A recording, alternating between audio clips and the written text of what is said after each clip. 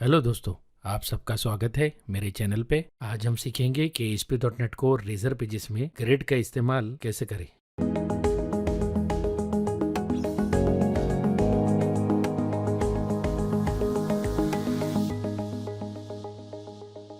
इस वीडियो में मैं नॉर्थविंड डेटाबेस का इस्तेमाल कर रहा हूँ। इसकी जानकारी आपको राइट हैंड साइड के वीडियो में मिल जाएगी। तो चलिए शुरुआत करते हैं। सबसे पहले मैं एंटिटी फ्रेमवर्क के पैकेज को इंस्टॉल करूंगा। उसके लिए मैं टूल्स में जा रहा हूँ, NuGet package manager console, और यहाँ कंसोल ओपन होने पर मैं कमांड को पेस्ट करूंगा। अब हम हमारे प्रोजेक्ट में एक मॉडल क्लास ऐड करेंगे। तो आप देख सकते हैं ऐड न्यू आइटम डायलॉग से मैंने क्लास सेलेक्ट की है। अब मैं सुटेबल नाम दूंगा इसे।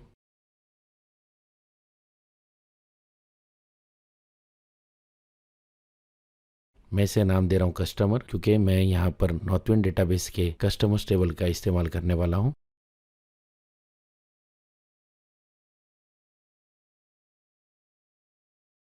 अब यहाँ पर मैं कुछ प्रॉपर्टीज ऐड करूंगा, और यहाँ पे ध्यान रखने वाली बात यह है कि आप जो भी प्रॉपर्टी बना रहे हैं उसका डेटा टाइप और उसका नाम बिल्कुल ही कॉलम के डेटा टाइप और कॉलम के नेम से मैच करना चाहिए।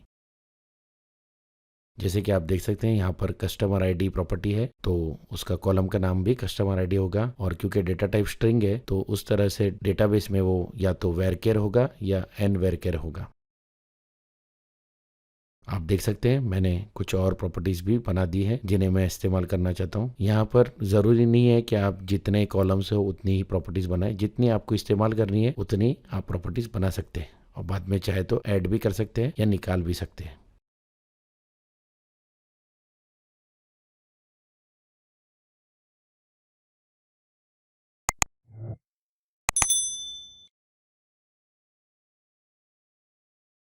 अब हम डेटाबेस कॉन्टेक्स्ट क्लास बनाएंगे, जिसके लिए मैं प्रोजेक्ट में एक नई क्लास ऐड कर रहा हूँ। इस क्लास का नाम मैं दूंगा DB कॉन्टेक्स्ट, यानी DB-CTX शॉर्ट हैंड में। ये क्लास हमारे एंटिटी फ्रेमवर्क के डेटाबेस ऑपरेशंस को हैंडल करेगी, और एक तरह से ये एक बिजनेस क्लास है।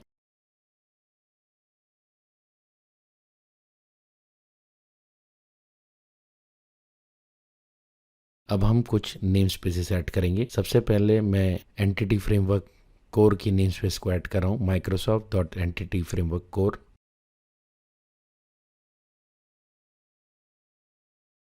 उसके बाद मैं मॉडल्स की नेम स्पेस को ऐड कर रहा हूँ, क्योंकि हमें यहाँ पर मॉडल क्लास को इस्तेमाल करना है।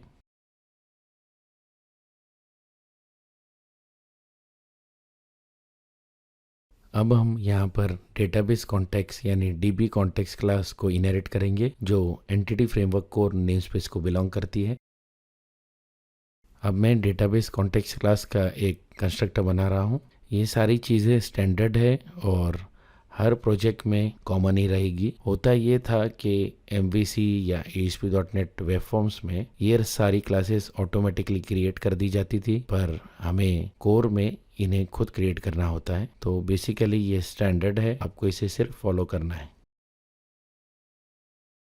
अब मैं एक प्रॉपर्टी बना रहा हूँ जो कि DB सेट कलेक्शन को बिलोंग करती है। ये प्रॉपर्टी हमारे कस्टमर्स के रिकॉर्ड को होल्ड करेगी, यानी जब हम डेटाबेस से रिकॉर्ड लेकर आएंगे तो वो इस प्रॉपर्टी में या इस DB सेट कलेक्शन में होल्ड करेंगे।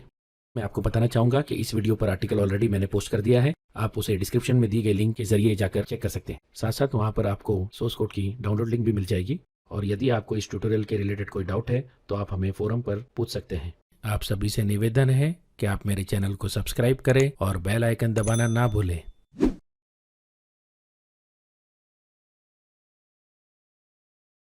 अब मैं ओपन करूंगा ऐप सेटिंग्स डॉट जेसन, जहाँ पर मैं कनेक्शन स्ट्रिंग को डिफाइन करूंगा। यहाँ पर मैं एक न्यू कनेक्शन स्ट्रिंग ऐड कर रहा हूँ जो कि नॉर्थविंड डेटाबेस को कनेक्ट करेगी। आप देख सकते हैं मैंने की का नाम माइकॉन सेट किया है। इसका इस्तेमाल हम आगे चलकर startup.cs में करेंगे।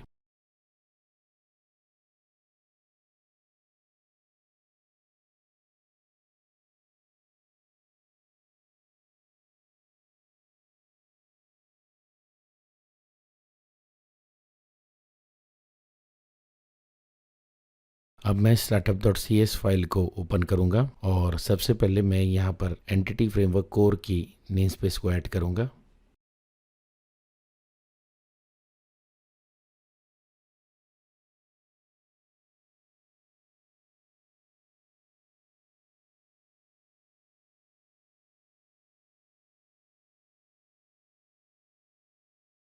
अब मैं आई कॉन्फ़िगरेशन इंटरफेस की एक प्रॉपर्टी बना रहा हूँ और बाद में जाकर मैं स्टार्टअप कंस्ट्रक्टर के अंदर उसे इनिशियलाइज करूँगा।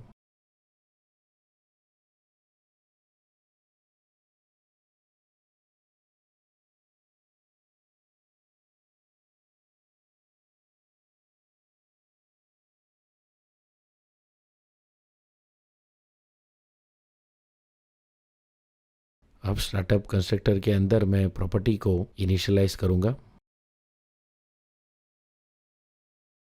अब चलते हैं कॉन्फ़िगर सर्विसेज मेथड के अंदर।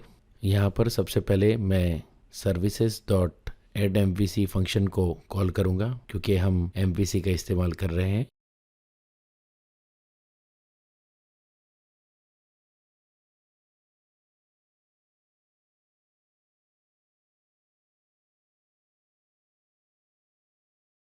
उसके बाद मैं एक वेरिएबल बना रहा हूँ कनेक्शन स्ट्रिंग को फैच कर स्टोर करने के लिए, और मैं कॉन्फ़िगरेशन प्रॉपर्टी का इस्तेमाल कर कनेक्शन स्ट्रिंग को उसके की के मदद से app settings dot JSON file से रीड कर रहा हूँ।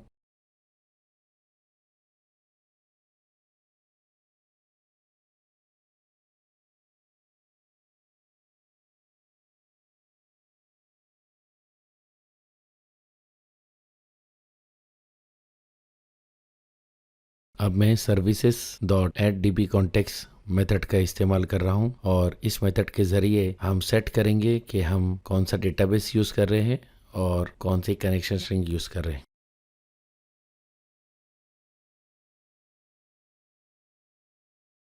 तो आप देख सकते हैं यहाँ पर मैं ऑप्शंस में यूज़ SQL सर्वर फंक्शन को कॉल कर रहा हूँ लैम्डा एक्सप्रेशन का इस्तेमाल करके, और उसमें कनेक्शन स्ट्रिंग जिसे हमने फेच किया था उसे पास कर रहे हैं। इसी के साथ हमारा startup.cs क्लास का कोड कंप्लीट होता है।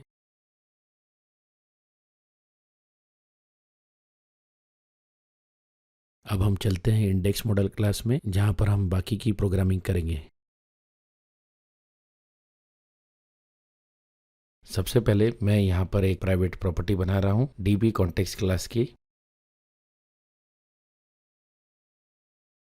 अब यहाँ पर हम डिपेंडेंसी इंजेक्शन टेक्निक का इस्तेमाल कर DB कॉन्टेक्स्ट को कंट्रोलर के अंदर इंजेक्ट करेंगे।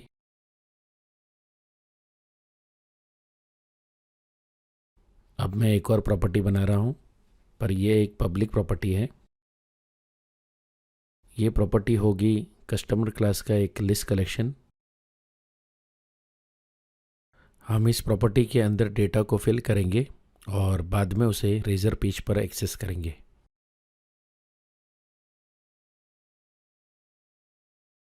अब मैं एक हैंडलर मेथड बना रहा हूँ जिसका नाम मैं दूंगा ऑन गेट। जैसा कि इसका नाम है, ये गेट कॉल पर कॉल होगा, यानी कि जब ब्राउज़र में URL एक्सेस होगी तब ये हैंडलर मेथड कॉल होगा।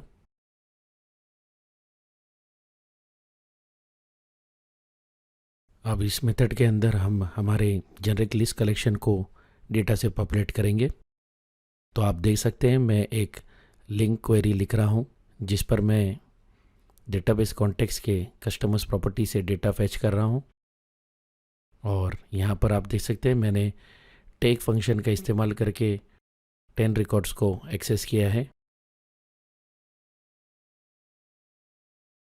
फाइनली इस लिंक क्वेरी के रिज़ल्ट को मैं जेनरिक कलेक्शन में कन्वर्ट कर दूंगा टू लिस्ट फंक्शन का इस्तेमाल करके, और इसी के साथ हमारा इंडेक्स मॉडल क्लास का कोड कंप्लीट होता है। अब हम चलते हैं हमारे रिजर्व पेज पे जहाँ पर हम बाकी की प्रोग्रामिंग करेंगे।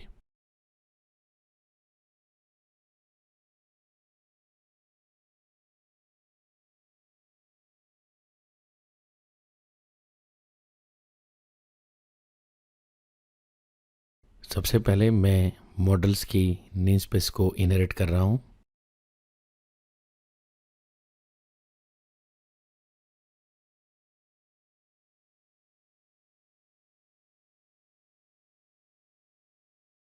अब यहाँ पर डेटा डिस्प्ले करने के लिए मैं एक HTML टेबल का इस्तेमाल कर रहा हूँ। अब आप देख सकते हैं मैंने कुछ हेडर एलिमेंट सेट किए हैं और ये सारे फील्ड्स है जिन्हें हमें डिस्प्ले करना है।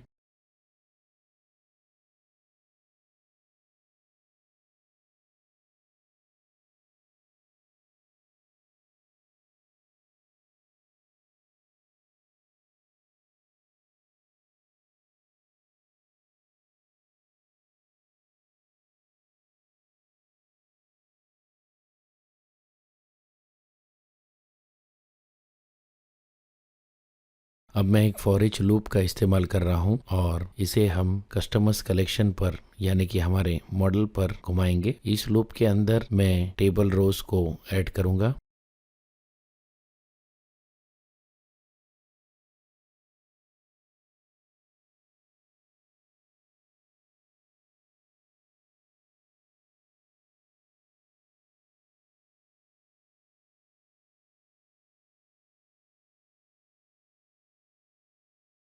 आप देख सकते हैं यहाँ पर मैं पहला सेलेक्ट कर रहा हूँ कस्टमर आईडी के लिए, बिल्कुल उसी तरह मैं दूसरा सेलेक्ट कर रहा हूँ कॉन्टैक्ट नेम के लिए, और इसी तरह मैं सिटी और कंट्री के लिए भी एक एक सेलेक्ट करूँगा।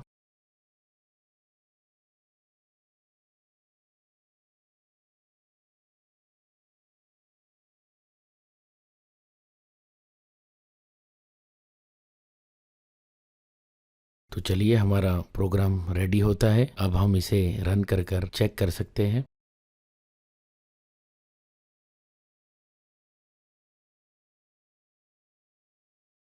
आप देख सकते हैं यहाँ पर रिकॉर्ड्स डिस्प्ले हो रहे हैं, वो भी टेबल फॉर्मेट में। तो इसी के साथ हम वीडियो के अंत में आते हैं। आज हमने सीखा कि किस तरह हम एंटिटी फ्रेमवर्क का इस्तेमाल करके SQL सर्वर डेटाबेस से कनेक्ट कर सकते हैं और डेटा फैच कर डिस्प्ले कर सकते हैं।